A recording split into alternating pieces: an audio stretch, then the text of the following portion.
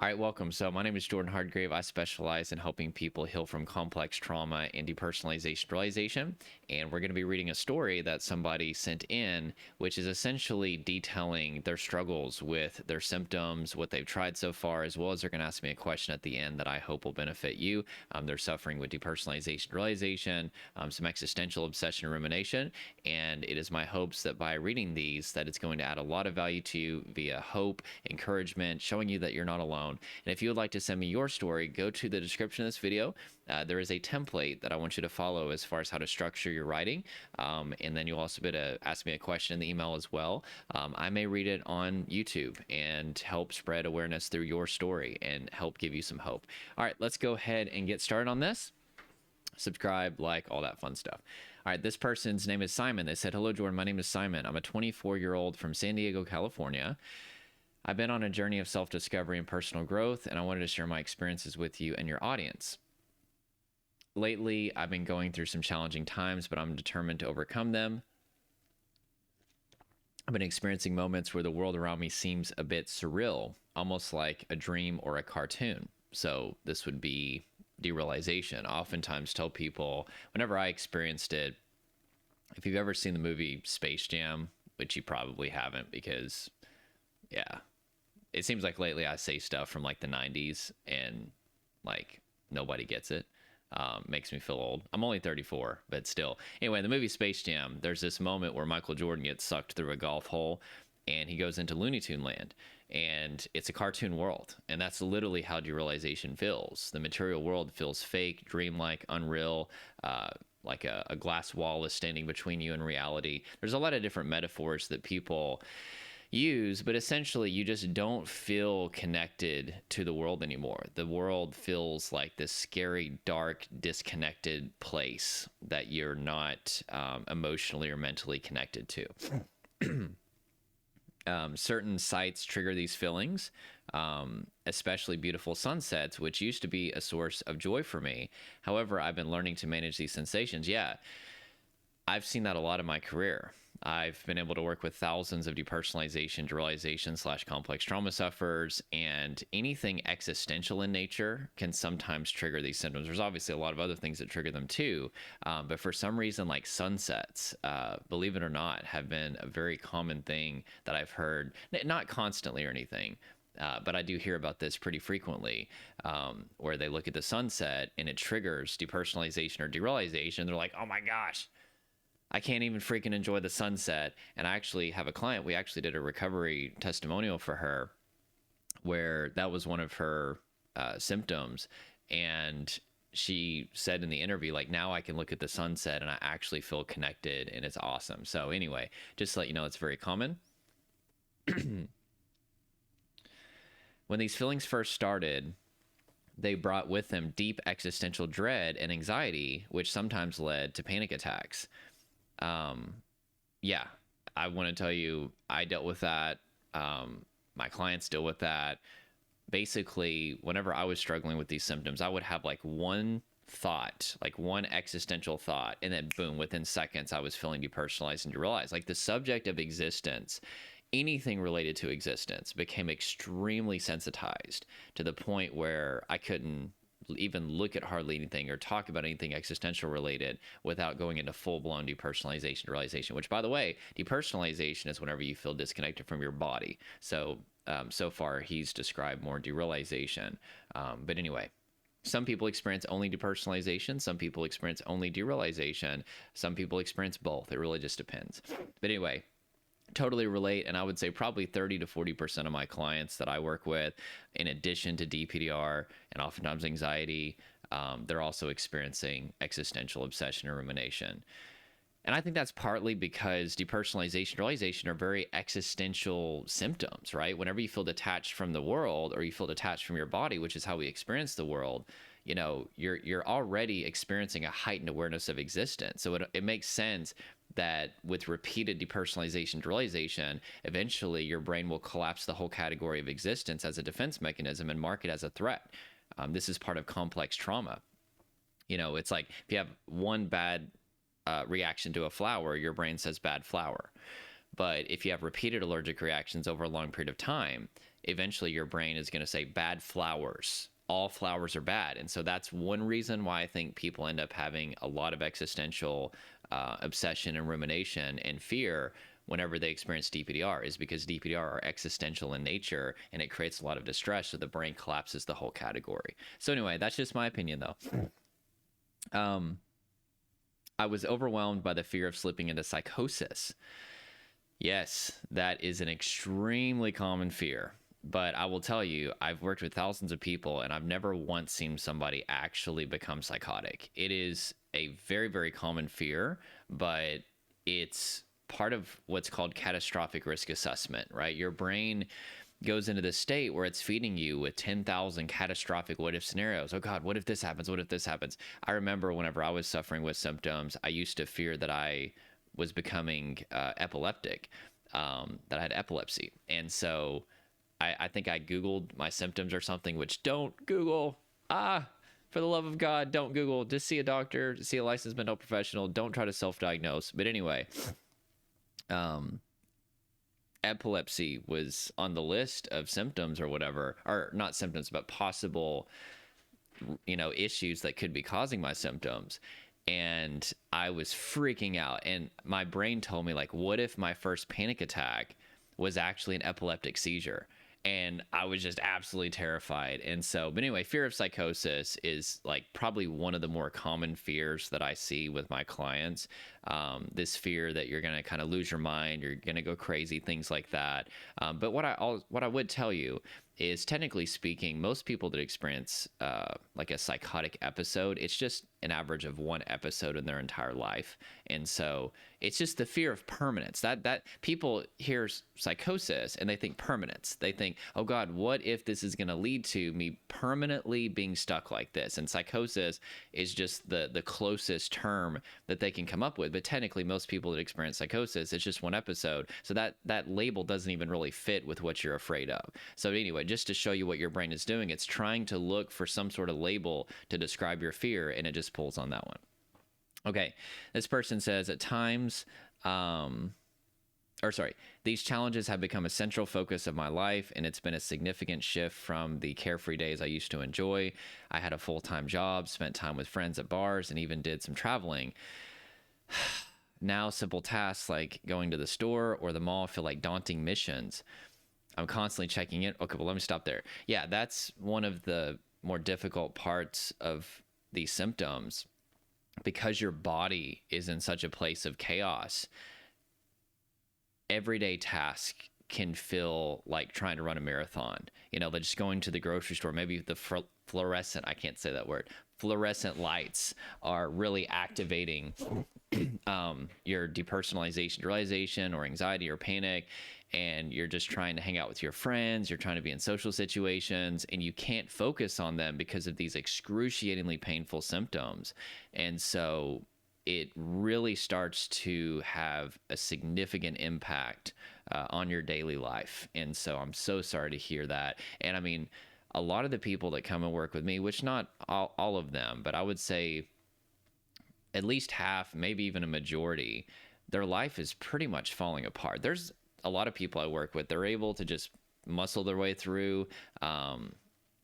They keep working, they keep pushing through. They just, barely make it through the day, but they do make it through the day. But I'm telling you, so many people that I work with, they literally have to quit their job, they have to quit school, and the gap between them and living a normal, healthy life becomes just bigger and bigger and bigger before they really don't have a life at all. And it's extremely sad. And that's what happened to me whenever I was going through symptoms. Okay. And then he also says, I'm constantly checking in with myself, hoping to avoid the sense of unreality and anxiety. Yeah, checking in is one of the things that I help my clients stop doing, because every time that you check in, it's going to create a lot of stress and anxiety. There's probably 6 reasons that people check in, and I talk about this in my different programs and things. But what I'll tell you is, one of the main reasons that you check in is because you're hoping that at some point, whenever you check in, the symptoms will be gone. So it's almost like a slot machine, right? At a casino. Every time you pull the slot, you get a dopamine hit because there's the chance that you're going to hit the jackpot. And so your brain starts to associate checking in with a lot of dopamine because every time you check in, maybe the symptoms will be gone this time. And so eventually it becomes procedural, a procedural memory. You're just doing it subconsciously. But the problem is every time that you check in to see if the symptoms are there and they're still there, now that the act of checking in is being conditioned to be associated with more and more stress. And so it becomes one of the layers that actually is contributing to your state of overwhelm.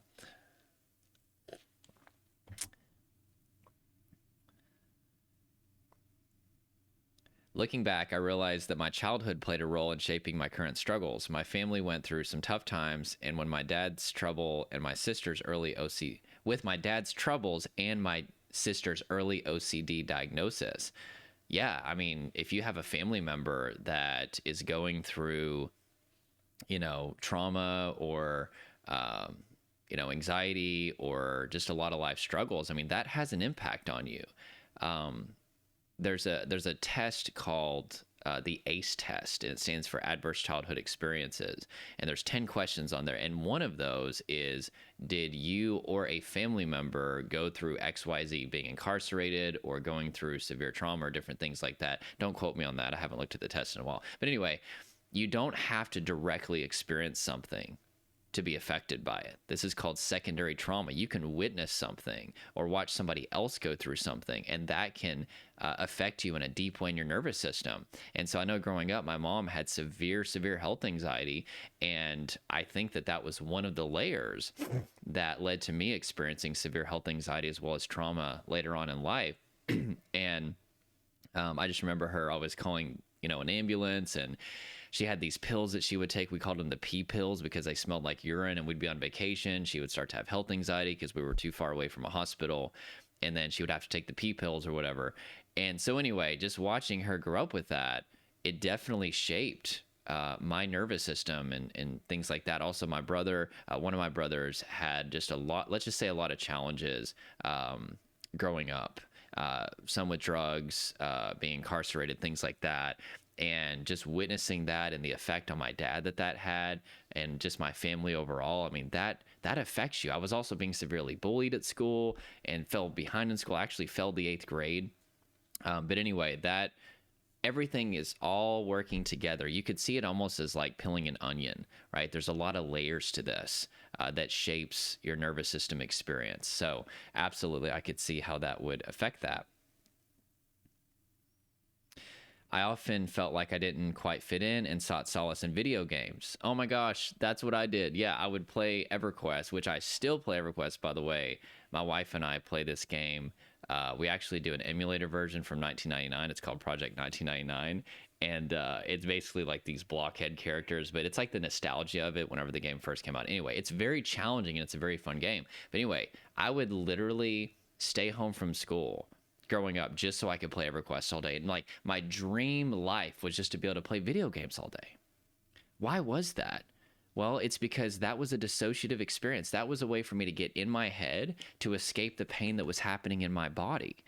And I also played World of Warcraft, But anyway, for all the gamer nerds out there. But I thought that I had an obsession with video games. But what I really had was an obsession with being somatically dissociated. Somatic meaning body, dissociated meaning disconnected. I loved being out of my body. That was how I got back to homeostasis in my nervous system. And I also dwelled on existence all the time. And that was a way to stay stuck in my head, because if I was always in my head dwelling on existence, I didn't have to feel the chaos that was happening in my body. I basically wasn't even aware that I had a body. I was so disconnected from what's called interoception, which is the experience of the embodied self. And it sounds like that's what you were going through as well. By the way, this doesn't make you a bad person, right? Like, you just wanted to feel better. We're naturally wired to get back to balance, to get back to homeostasis whenever our nervous system is thrown out of balance. And if you don't know how to get back into balance through things like self-regulation, calming yourself down, co-regulation, other people calming you down, you got to find some way to get back into balance. And this is where a lot of addictive behaviors come in, whether it's, nicotine, alcohol, porn, whether it's overeating. There's so many different things that start to happen. And people try to directly resolve the addiction by, okay, I'm not going to smoke as much, or I'm not going to eat as much, or I'm not going to look at porn as much. And those things are the fruit of the root problem. Technically speaking, most addiction is fueled by a lack of social connection, right? The opposite of addiction is connection, right? You're compensating for the lack of dopamine that you're not getting from social connection by getting that dopamine through drugs, alcohol, porn, food, right? And so once you understand that, then you can start to get to the root problem. Or maybe you're just super stressed out and that's what's causing you to go to it. Nonetheless, when your body is in a trauma response, or even just very anxious, you're going to want to feel better. And so going into your head, as well as numbing your body, those are ways to somatically dissociate. So you don't have to deal with that pain. No shame. Don't feel any shame for that. But we do need to make sure that we're dealing with the root problem. And that's one thing that we do with my clients is we make sure that we're getting to the root, that we're getting them in tune with their body, befriending their body, releasing the buildup of tension, energy, and emotion in the body, making lifestyle adjustments to mitigate fatigue. Relationships is a big thing that we look at too. A lot of people don't realize this. You may be connected to toxic people or abusive people. We got to fix that. We got to look at sleep. We got to look at diet. We got to look at a lot of different factors to make sure we're actually dealing with the root, as well as social connection. That's important too.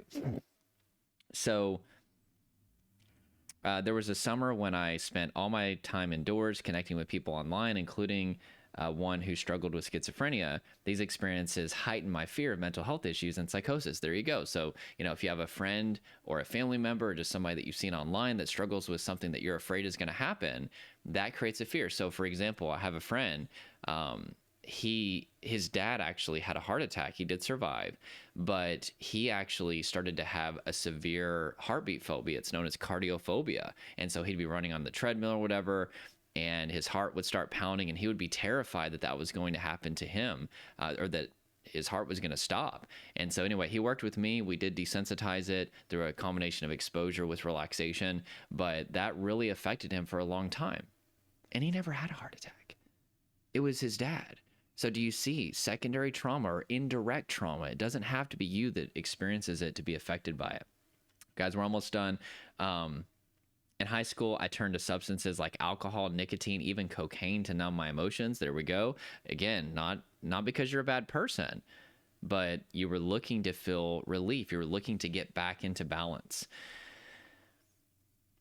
But on my 23rd birthday, after a wild night of partying, I had a major panic attack. I thought I had damaged my brain irreparably, and the fear triggered persistent episodes of depersonalization and derealization along with anxiety. It's been a year and a half since that incident, and I'm working through it.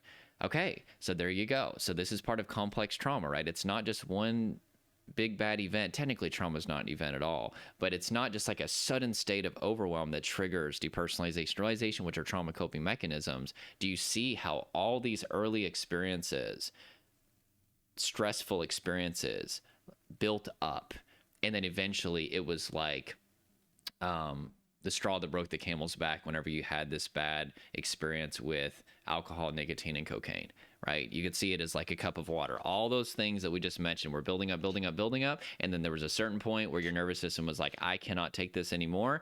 We're going to go ahead and put you in a trauma response because we think you're dying. We think you're being eaten by a lion. And then depersonalization, realization came in to help numb you and dissociate you from all the overwhelm in your life and body.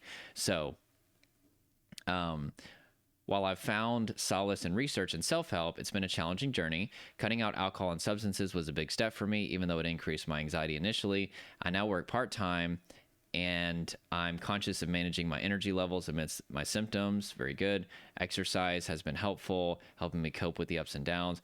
I've tried traditional talk therapy, which provided relief from general anxiety, but it didn't fully address the root causes of my DPDR. That's right. Talk therapy is really awesome. Oh my gosh. Like, having a safe person to just talk to, I think the world would be a much better place if we all just had that. One of my mentors, actually, he pays a psychologist literally just to listen to him like once a week. The psychologist doesn't even say much. Because my mentor is obviously a mentor to a lot of people. And so he needs to vent. He needs to get stuff out too. But anyway, that's a really powerful thing. But you can talk and talk and talk, but that doesn't mean that you're addressing what's happening in the body. the tension, the adrenaline, the emotion, the fatigue in the body, making the proper lifestyle adjustments. And so there's a lot of things that people do that help but don't heal, right? Like whenever people come to us to work with us, like they'll say, okay, I've been doing this thing, this thing, and this thing.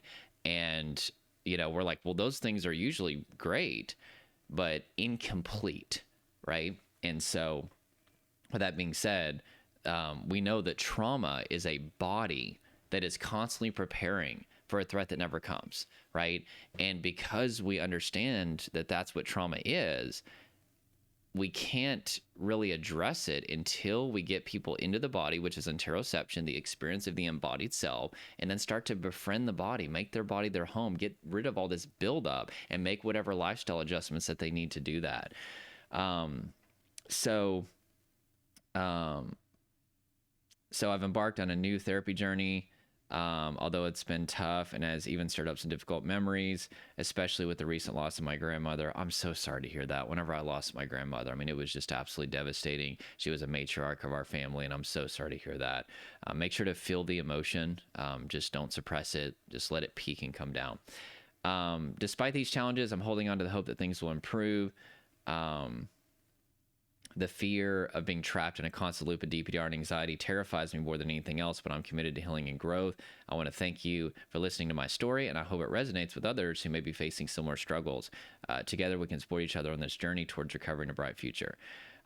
Okay, so he's got a question. I want to answer that. But what I would tell you is, I would encourage you, to keep, working with a therapist. But I will say, your situation is definitely textbook for what we work with. And so if you did want to apply to work with us, you can, there's going to be a link in the description of this video. It's going to take you to the 5 shifts to heal from trauma, anxiety, panic, and depersonalization realization. It's a 45-minute free masterclass. Regardless of if you apply to work with us, that's going to add a lot of value to you. I definitely want you to watch that. But also, if you did want to apply and see if we can help you, I really do think your situation is like literally textbook for what we work with. So as far as your question, the one question I have for you, Jordan, is how to stay positive when I'm scared this is my only option to recover. I'm putting everything into this, and I'm scared that if it doesn't work for me, I'll be stuck in a constant loop of DPDR and anxiety for the rest of my life, and that is more scary than death to me. Thank you for reading this. I think this story will resonate with a lot of people. Yeah, I think that this story is going to resonate a lot. By the way, click like if this story encouraged you, if it built some hope in you, and also subscribe if you want more stories as well. So what I would say is you need to be dealing with the root. And it sounds like you're doing some very good stuff. Oh yeah, you also mentioned that you're doing a little bit of EMDR, which EMDR is really good, especially if there's like a highly sensitized specific trauma memory that you're dealing with. But I really feel like you're missing a few components that the 5 shifts to heal from trauma and DPDR masterclass will show you. Also working with us, of course, would show you. I would definitely say, you need to really be focusing on befriending the body just throughout the day, and generally speaking.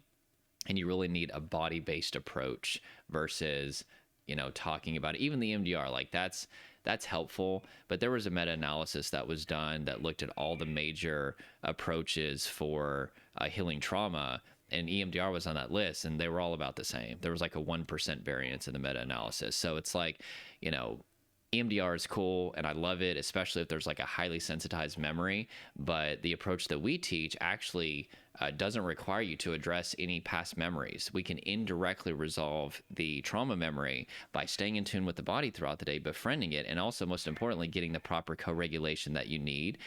So anyway, with that being said, that's what I would say.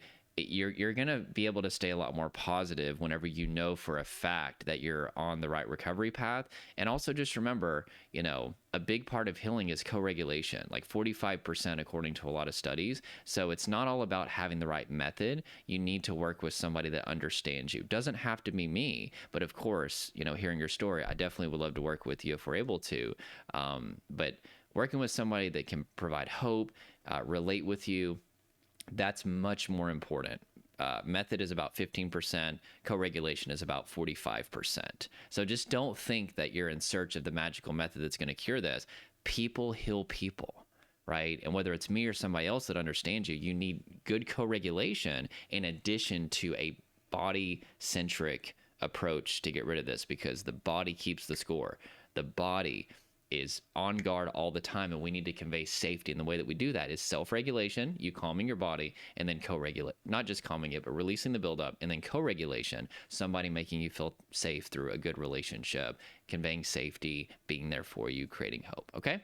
All right, guys, I hope that you enjoyed this. And again, click like if this encouraged you, and if you want me to do more videos like this. And also, again, if you want to send me your story, go to the description, look at the template, email me stories@coachjordanhardgrave.com. And if you want to work with us, again, click the link in the description below. It'll go to the 5 Shifts Masterclass, and then there's a big Apply Now button, and you can apply to work with us. We obviously can't work with most people, but we do our very best to try to work with as many people as we can. And if we can't work with you, we'll definitely direct you to different resources that hopefully will help you, okay? And definitely, the 5 Shifts Masterclass will help you no matter what. It's free. It's 45 minutes. I put my heart and soul into it, so make sure to check that out. All right, guys, that's it. Hope you guys have an amazing day, and we'll talk to you real soon.